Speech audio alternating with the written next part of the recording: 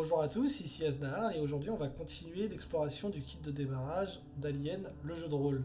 Nous en sommes rendus à l'acte 2 du scénario fourni par le kit de démarrage. Si vous êtes une victime, passez votre chemin, vous prendrez beaucoup plus de plaisir à jouer ce scénario en ne sachant absolument pas ce qu'il s'y passe qu'en connaissant déjà tous les détails de l'histoire, je peux vous l'assurer. Si vous êtes meneur ou meneuse, cette vidéo est pour vous, n'hésitez surtout pas à vous pencher dessus et à me dire ce que vous en avez pensé. On est parti. Donc l'acte 2 est intitulé La longue nuit. Autant dans l'acte 1 il pouvait y avoir des actions longues qui se passaient, autant dans l'acte 2 on va commencer à resserrer la temporalité des événements. On va également commencer à ajouter de la violence.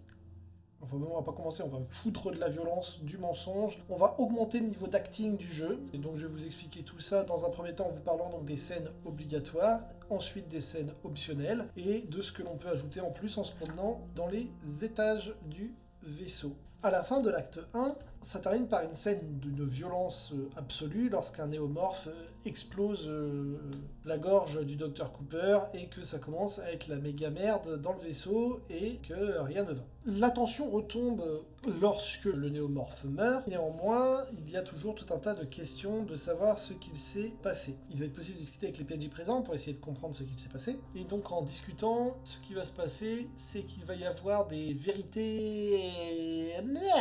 Les PNJ savent très bien ce qu'il se passe, mais ils ne peuvent contractuellement pas en parler. Toujours est-il que vos PNJ vont quand même pouvoir expliquer qu'il y a eu une contamination à cause de ce qu'ils appellent des spores et que ces choses étaient létales et créaient donc ces créatures, que leur docteur a réussi à générer un antidote, mais que visiblement il ne se l'était pas injecté. Et effectivement, en fouillant le cadavre du docteur, on peut retrouver cette fiole d'antidote. Les PNJ vont suggérer aux victimes, avec une certaine insistance, de se vacciner rapidement contre les spores. Donc ça va être le contenu de l'acte 1. Donc si les victimes décident d'aller jusqu'au Medilab pour s'injecter le vaccin, le Dr Flynn va vouloir les accompagner pour récupérer un des artefacts laissés sur place. Les victimes peuvent essayer de raisonner l'homme pour pas qu'il y aille, mais par contre, en fait, il n'y a aucune raison qu'elle l'interdise à quelqu'un qui est sur son vaisseau d'aller récupérer quelque chose qui lui appartient. On serait dans du non-sens total, voilà. Si jamais, peut-être qu'en parlant, voilà. Si ça tourne à la violence, ça va être bizarre, par contre, je préfère prévenir, ça va être malsain quand même. C'est juste un gars qui dit « Ah bah si vous allez là-bas, je vais venir avec vous parce que j'ai un truc à récupérer et que, bon bah, je préfère pas me déplacer tout seul dans le vaisseau. » Qu'est-ce que tu veux lui dire ? En événement obligatoire, mais qui ne se déclenche pas obligatoirement, c'est l'autodestruction du Montero. Donc, ce qu'il se passe, si vos victimes décident d'abandonner le Cronus, de ne pas faire ce que le protocole de sauvetage de la Weyland Yutani oblige, Mother va déclencher le protocole d'autodestruction du Montero, ce qui prend 10 minutes. Et au bout de 10 minutes, le vaisseau pète. Il n'est pas possible d'arrêter l'autodestruction du vaisseau à partir du moment où l'équipage a clairement exprimé le fait de vouloir abandonner le Cronus. Et c'est là où c'est pute, c'est si l'équipage arrive à convaincre les membres du Cronus de venir sur leur vaisseau et de se barrer, ça déclenche quand même le protocole d'autodestruction. Il faut rester à bord du Cronus, pas aller sur le Montero. Si par contre l'équipage fait pas ça, c'est-à-dire fait son boulot, redémarre le Cronus et la compagnie, le Montero a aucune raison de lancer une autodestruction. Et donc on peut imaginer un happy end avec l'équipage d'origine qui repart sur le Montero après avoir remis en marche un vaisseau infecté par des xénomorphes. Voilà. C'est possible. Et puis bien sûr, la description finale indiquerait, alors que vous retournez dans vos capsules d'hibernation pour vous endormir, vous pouvez voir une ombre se déplacer dans la salle. Était-ce si bien que ça ? Je ne sais pas. Si les victimes décident par elles-mêmes de rester à bord du Cronus jusqu'à ce que les problèmes soient réglés, du coup là on est sur un événement obligatoire et qui également ne se déclenche pas. C'est si les victimes se rendent compte que en fait elles n'ont plus le choix que de partir avec le Cronus puisque le Montero a été autodétruit, que cet événement va se déclencher. Ils vont devoir faire des choses vitales. Donc à savoir, dans tous les cas, ces réparations doivent être faites que l'on reste à bord du Cronus ou que l'on décide d'aider le Cronus, puisque c'est ce qu'il faut faire pour que le Cronus marche, mais c'est juste le niveau d'implication des victimes qui va varier, à savoir si elles peuvent le faire en mode tranquille, prudent et tout. Ouais, on les aide, voilà, on va peut-être même les convaincre de nous accompagner, ça fera des trucs à bouffer en plus pour les néomorphes. ou ça peut être, bon bah maintenant qu'on n'a pas le choix, on le fait, hein, pas le choix, de toute façon, super. Donc il faut réparer les communications, il faut réparer le moteur, et il faut réparer le purificateur d'air, si ça n'a pas encore été fait. Mais à un moment donné, il faut le faire, hein, va falloir se bouger le cul les gars. Logiquement, le purificateur d'air est réparé à l'acte 1, mais il est possible que les victimes, la flemme. Bien sûr, les réparations vont prendre du temps, et donc pendant qu'il y en a qui s'attellent aux réparations, il est possible qu'il y ait des événements qui se déclenchent pour les autres victimes. Très important. Et donc le dernier événement obligatoire qui va commencer à semer de la panique, alors idéalement c'est de le faire une fois que les filtres d'air ont été faits, et qu'il y a eu cette conversation sur le vaccin où tout l'équipage a été vacciné. Puisqu'en fait, petit à petit, des membres de l'équipage d'origine du Cronus vont commencer à avoir une attitude étrange, et puis d'un seul coup, certains d'entre eux, d'abord un, peut-être deux, mais pas plus, vont attaquer brutalement et violemment vos victimes. Ce qui va amener à une lutte à mort, ou alors si les victimes arrivent à les assommer, les neutraliser, mais à minima, en fait, les personnes qui sont en train de se transformer vont attaquer dans le but de tuer. En supposant que vos victimes s'en sortent et analysent les corps, elles pourront comprendre que la contamination est bien plus grave que ce que les membres du Cronus pensaient, et que leur vaccin n'a fait qu'atténuer les symptômes, mais les transforme tout de même en autre chose. Et donc ça, c'est les étapes obligatoires de l'acte 2. Mais il y a tout un tas d'interactions optionnelles qui sont intéressantes. Déjà, il y a l'insistance sur l'air vicié du vaisseau. Donc si les filtres n'ont toujours pas été réparés, le scanner indique qu'il faut les réparer, hein, que c'est la merde, que l'air il est pas bon. Il faut pas respirer ça, les enfants. Il y a toute une possibilité d'action qui se déclenche en fait au moment de l'annonce d'autodestruction du vaisseau, le Montero. Donc si les victimes déclenchent le protocole d'autodestruction, ils vont pouvoir tenter de détacher le Montero, soit en programmant l'autopilotage pour détacher le vaisseau, soit parce qu'il y a une des victimes qui va se suicider pour sauver ses camarades. Donc il faut réussir de la machinerie lourde et pilotage pour s'éloigner du Cronus. Et il y a également la possibilité d'essayer de transporter un peu de cargaison de votre vaisseau jusqu'au Cronus avant que ça pète. Vous avez 10 minutes avant que ça se détruise. Prends la bagnole, amène le carbu, vite. Alors, ça peut paraître aberrant à un MJ débutant, ce genre de comportement. Je peux vous assurer que passer 3 parties, vous faites « Ah ouais, en fait, les joueurs sont comme ça, ok, y a pas de souci. » Non mais si on fait pas ça, on n'a pas d'argent. Ouais, bon, on va le faire du coup, pas de soucis. On va s'occuper du pognon. Il y a des monstres. Ouais, le pognon. C'est plus important que tout le reste. Voilà, c'est une possibilité.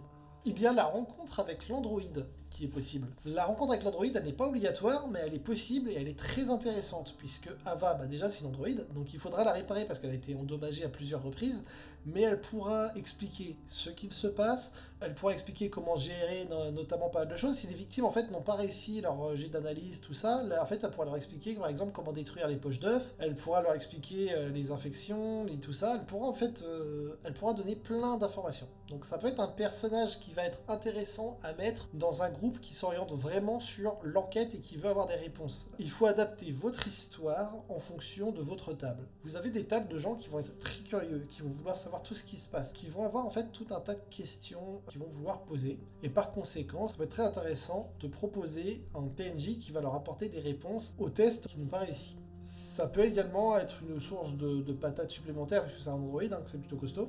De plus, Ava a un atout non négligeable. En fait, comme c'est un androïde, les néomorphes ne s'approchent pas d'elle. Du moins, ils l'évitent si possible.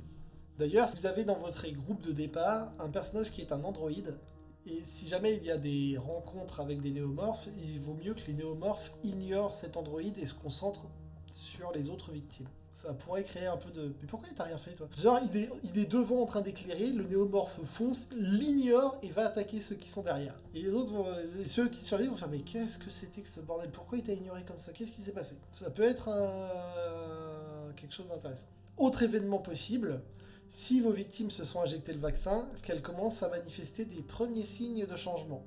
Elles se transforment petit à petit en abomination. Pas forcément toutes. Par exemple, l'androïde... ça va. Il y a des PNJ, il est conseillé de ne pas les infecter, mais il y a également l'androïde, j'insiste, qui ne peut pas, lui, être infecté, tout simplement. Si jamais il a été décidé par vaccination que vous alliez avoir un infecté dans le groupe, vous avez une carte à lui donner, qui est intitulée « Infecté », et ça va être au PJ qui a cette carte d'attaquer ses camarades au moment opportun. S'il survit à son attaque initiale, il va se transformer en infecté de manière définitive va être pris sous votre contrôle. Et enfin, donc, il peut y avoir les révélations faites par Ava sur l'acte 2 qui sont assez intéressantes. Donc Ava, au-delà du fait qu'elle soit réparée, elle sait les choses. Elle sait notamment que le vaccin n'est pas un vaccin. Elle peut expliquer que le risque était connu par la personne qui a fait le vaccin et que l'artefact que souhaite récupérer le docteur Flynn n'est pas du tout un artefact précieux, mais une arme. Ça peut permettre d'ajouter des éléments de tension interne, c'est intéressant. Ça, c'est ce qui va être proposé par l'acte 2 en tant que tel. Donc on a une histoire, un déroulement de montée... En fait, on va monter en tension avec des mensonges, des personnages qui ont des attitudes suspectes, les gens qui commencent à se transformer et qui agressent l'équipage, l'autodestruction qui est déclenchée si les gens essaient de se barrer, le fait qu'il faille réparer urgemment le Cronus, qui va être intéressant, le nombre de révélations qui va pouvoir être obtenu si jamais Ava est réparée ou que les joueurs réussissent leur test d'analyse. Et puis il y a également l'exploration du vaisseau. L'exploration du vaisseau qui va permettre de trouver des choses. Alors moi, c'était dans les laboratoires que j'avais quelque chose. Donc il y a des choses intéressantes un peu partout. Il faudra bien lire. Il y a des petits trucs à récupérer, des médicaments, voir comment les contrôles fonctionnent, essayer de réparer le tableau de commandement. Il y a tout un tas de trucs à faire. Et il y a des choses qui sont assez intéressantes en termes de description, notamment dans les Medilabs et les labos de sciences, où là, vous allez avoir des éléments d'ambiance à ajouter à votre narration. Voilà, dans le Medilab, vous avez des bocaux qui contiennent justement des bloodbusters morts. Vous allez avoir donc ce liquide, cette arme qui est présente. Vous allez avoir... Ah oui, dans le Medilab, vous avez, c'est un peu le muséum des horreurs, où en gros, vous voyez, les victimes vont découvrir qu'il y avait tout un tas d'expérimentations qui étaient faites, que ce soit sur les œufs, que ce soit sur les bloodbusters, que ce soit sur une abomination qui n'est pas morte. Et donc, en fouillant en plus les labos, ils vont trouver tout un tas d'autres trucs, des ossements suspects, des cartes qui vont leur permettre d'ouvrir d'autres passages. Bref, là, on va être dans une ambiance de fouille, on va trouver des indices, on fouille. Donc là, ça va vraiment être en fonction de votre groupe, vous allez pouvoir exploiter tous ces éléments pour créer de la tension. Par exemple, ceux qui veulent enquêter, en fait, ils vont foutre leur nez là où il faut pas. Et c'est à ce moment-là, en fait, c'est quand ils commencent à fouiller que la présence du néomorphe peut être intéressant. Par exemple, que celui qui est le détecteur de mouvement essaye de contacter ses camarades pour leur dire je sais pas moi, John, il y a un truc qui se rapproche de toi, John. Et John qui est tout seul, il se fait attaquer. Ça peut être intéressant, parce que vous voyez l'idée, quoi. En gros, pendant l'exploration, c'est là que, pour moi, il faut mettre, si vous vouliez le mettre, le chasseur et la proie. Donc, à savoir, le néomorphe adulte. C'est également là qu'il faut faire des petites attaques surprises, des choses comme ça. C'est là en fait où vous allez tuer les joueurs. En fait, ils vont commencer à s'entretuer avec les zombifications, les trucs comme ça, les abominations, les néomorphes, les trucs comme ça. En gros, c'est sur cet acte-là qu'il va y avoir le déchaînement de violence qui doit être amené pendant l'exploration. C'est-à-dire que le groupe se disperse pour faire des trucs et pendant qu'ils font des trucs, tout part en couille. Et il faut que ce soit un festival, ça doit pas être continu. Il y a un pic de tension, ça redescend, un nouveau pic, ça redescend. Et ça, c'est jamais une apothéose. C'est toujours horrible, brutal, terminé. On continue. Il faut égrener petit à petit les membres d'équipage. Mettons que vos joueurs soient ultra chanceux. Mais genre, ils réussissent tous leurs tests de discrétion, ils repèrent les trucs, ils arrivent à les abattre et tout, il n'y a pas de souci. Ils réussissent tout, ok. Quand ils ont fini les réparations, ils retournent au labo, là où il y a l'équipage du Cronus, tout le monde est mort. Ça peut rajouter un truc. Avec par exemple Ava qui est au milieu d'eux, en train d'essayer de les soigner alors qu'ils sont morts. Sur ça, après vous faites un délire. Mais en gros, il y a une possibilité d'exploiter à fond toute cette phase d'exploration pour créer de la violence. L'exploration de la partie des labos médicaux, elle est vraiment riche pour créer de la grosse tension. Et une fois que le cerveau il commence à travailler, en continuant de fouiller, ils peuvent tomber sur des trucs aussi. C'est vraiment là, je suis vraiment navré. Je peux pas vous dire mettez ça là. Ce que je peux vous dire, c'est il va falloir que vous arriviez à ressentir à quel moment la tension elle est top pour déclencher un événement sur quelqu'un d'isolé par exemple. Après, vous pouvez avoir un groupe qui va partir dans une optique de professionnel. On est des mercenaires de l'espace, on a pris nos flingues, on est prêts, on se quitte jamais. On est toujours par trois, on se sépare jamais. Quand il y en a un qui répare, il y en a deux qui surveillent. Il peut y avoir ce côté protocolaire. Mais n'oubliez pas que même s'ils font ça, il y a le risque qu'ils soient infectés. Et s'ils sont infectés, ils peuvent être infectés de deux manières. La première, ils n'ont pas été prudents, ils ont été infectés par les spores, et par conséquent, ils vont avoir une saloperie qui va leur sortir du bide et agresser les autres. Donc ça en fait un de moins, et potentiellement deux si le monstre est efficace. Deuxièmement, mettons qu'ils aient été prudents, qu'ils se soient vaccinés, et ben il y en a un qui commence à manifester des signes et qui va agresser ses petits camarades. Et pas de bol, c'est lui qui a le gros flingue. L'idée, c'est qu'il faut qu'il y ait des morts, et il faut que ces morts surviennent de manière le plus incontrôlable possible. En fait, qui fasse perdre la notion de contrôle à vos victimes. Le peu de choses qui font qu'elles vont se raccrocher en disant « là, ça va, je m'en sors », on leur retire. L'histoire doit être désespérée et désespérante. C'est horrible. Alien, dans Alien, il y a 0 chance de s'en sortir. On appelle à l'aide, il n'y a rien qui vient. Tout ça, c'est vraiment, on est dans le 0 chance. Pour moi, l'acte d'exposition et l'acte 2, ça doit faire au moins 80% de votre histoire. 80% de votre temps de jeu, ça doit être basé sur ces deux-là. À savoir, on arrive, c'est bizarre, ça devient la merde, c'est la merde, dénouement. Voilà. Et le dénouement, on verra ça la prochaine fois. Il y a des conseils pour jouer les abominations qui peuvent être intéressants à jouer. Et bien sûr, là, il va falloir connaître les stats des monstres pour l'acte 2. Il faut savoir comment ça fonctionne. Il n'y a pas de choix. Déjà, pour l'acte 1, ça peut être conseillé de savoir comment avoiner. Par contre, là, c'est un conseil qu'on donne pas souvent en tant qu'MJ, mais sur ce genre de scénario, vu que c'est un one-shot qui a pour but d'être sanglant, il faut vraiment pas hésiter à massacrer vos victimes. Pour le coup, elles vont vraiment porter ce nom-là de manière justifiée. Elles sont là pour se faire détruire la tronche. Votre objectif, c'est pas que votre objectif c'est de les tuer, c'est que quand elles sont en situation de mort, si elles ratent, elles meurent. C'est pas « Ah, tu t'en sors, mais t'as mal à la jambe », c'est « T'es morte ». Ton personnage se fait décapiter. Terminé, fin. T'inquiète pas, je t'en file un deuxième dans 5 minutes, mais là pour l'instant ton personnage il est mort, tu vas pouvoir observer tes camarades pendant un temps, le temps que je te donne un nouveau perso à jouer. Vous pouvez me noter en commentaire ça. Si vous avez déjà maîtrisé ce scénario et que vous n'avez tué personne, vous pouvez m'indiquer « Je suis un mauvais MJ, je n'ai pas tué mes joueurs ». Si au contraire vous avez massacré votre équipe, mais pas tout le monde, vous pouvez indiquer « Je suis un bon MJ, j'ai réussi à les tuer, mais pas tous ». Et autrement, vous pouvez me dire, bon bah, je suis comme tout le monde, hein, j'ai tué tout le monde, désolé, mais bon, c'était marrant, on a bien rigolé. Voilà, il n'y a pas de souci, je suis preneur de ce genre de choses également. Mais pour moi, il n'est pas possible de finir cette histoire sans avoir tué la moitié de son groupe à minima. On est dans Alien, il y a des morts toutes les 2 minutes à partir du moment où l'action commence, et là il faut qu'il y ait plein de morts, vous avez plein d'outils pour tuer. Là c'est vraiment, il faut les... En fait c'est injuste, mais je peux pas vous dire où les mettre. Il faut bien lire la description des pièces, vous allez pouvoir mettre de l'ambiance, il faut tuer au fur et à mesure. À chaque fois que vous sentez là, oh il y a un petit relâchement, tiens, t'es mort. C'est vraiment le côté... un par un, c'est vraiment s'ils font des groupes de 1, c'est béni. S'ils font pas des groupes de 1 et qu'ils font des groupes de 2, bah il y en a un des deux qui est infecté d'une manière ou de l'autre et qui bute son pote. Faut vraiment... Et il va revenir tout seul, un peu bizarre. Il faut par contre... Là, ça va être très important pour moi au niveau de la maîtrise. Il faut que vous ayez une salle d'aparté. Un endroit où vous pouvez prendre jusqu'à 2 personnes à part pour pouvoir faire une scène à part. Notamment, par exemple, ils font 2 groupes de 2. Vous séparez les 2 groupes pour qu'ils ne puissent pas parler entre eux. Et vous faites des allers-retours entre vos 2 groupes de 2 joueurs. Ou à un moment donné, il y aura peut-être un des deux qui va tuer l'autre, ou ce genre de choses. Et dans ce cas-là, après, une fois que l'histoire est finie, tout le monde retourne autour de la même table. On discute, mais par contre, vous gardez en tête que... faut que vos victimes aient en tête que ce qui s'est passé, dont ils n'ont pas parlé, personne ne le sait. Il faut jouer avec des gens qui auront la maturité de ne pas venir chialer sur la table en disant « Ah, vas-y, il a tué mon perso, l'enfoiré !» Faut pas de ça. Faut vous dire à vos victimes « Écoute, il t'a tué. Désolé. Je vais te filer un autre personnage tout à l'heure. Mais là, quand on rentre, tu dis rien. » Il faut être sûr, avec les gens avec qui vous jouez, il faut être sûr que quand vous leur dites ça, ils diront rien, ils feront rien. Ils casseront pas, en fait, l'immersion de la table. On est dans un jeu d'ambiance, et donc il faut pas que les gens... En gros, quand ils reviennent, et qu'il n'y en a qu'un seul qui revient un peu blessé, un peu pâle, en disant oh, « Il s'est passé quelque chose d'horrible, il y a un truc qui a attrapé John, John est mort !» Il faut que les autres, ils croient à ce mensonge-là. Voilà, il faut pas que l'autre arrive en disant « Putain, l'enfoiré, il m'a tué, vas-y, j'ai plus envie de jouer. » Bah non, là, du coup, t'as tout gâché, en fait. Voilà. Donc, faut jouer avec des gens qui ont une certaine maturité, quand même.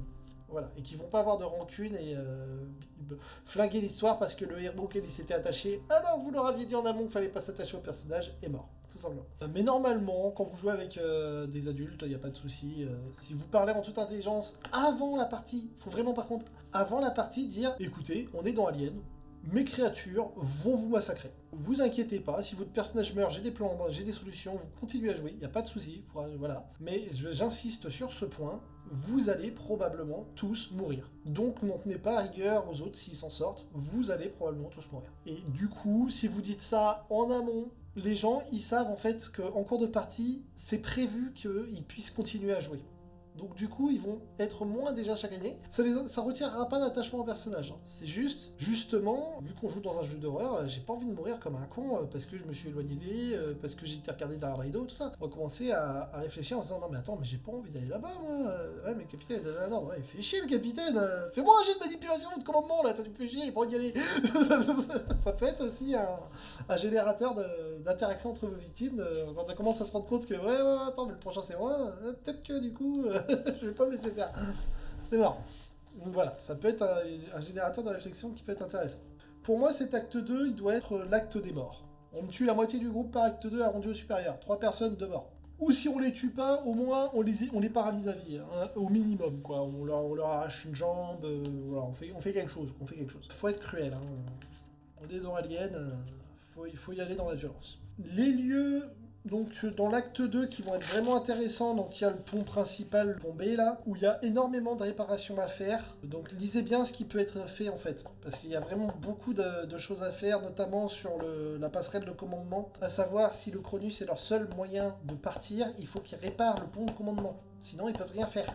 Il y a tout un tas d'objets qui peuvent être récupérés, il y a des petits trucs, il y a des petites cachettes, il y a ce genre de choses. Mais ce qui va vraiment être important, c'est aussi de garder l'ambiance. On peut reprendre le mec décapité de l'acte 1, on peut le mettre dans l'acte 2, il n'y a pas de souci. On peut même réinterpréter ça. Voilà, là moi je vais vous donner ce que moi j'ajouterais, par exemple potentiellement. Ça peut être de retrouver 2 membres d'équipage qui visiblement étaient côte à côte, un verre de champagne à la main et qui se sont tous les deux fait sauter le caisson.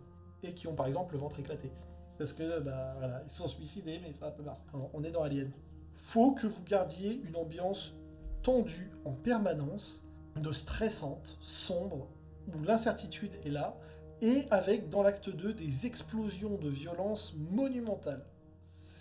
Faut être impitoyable, et c'est dommage, mais si tout le monde meurt, au moins, on est dans un bon film d'horreur. Le mieux, c'est d'essayer d'aller vers le finish, donc on verra la prochaine fois, mais on est dans un jeu d'horreur, donc il est envisageable que personne ne s'en sorte à l'acte 2 et qu'il n'y ait donc pas d'acte 3. Mais nous verrons l'acte 3 la prochaine fois, qui pour moi est assez intéressant la manière dont c'est proposé, donc j'ai envie d'en parler tranquillement avec vous.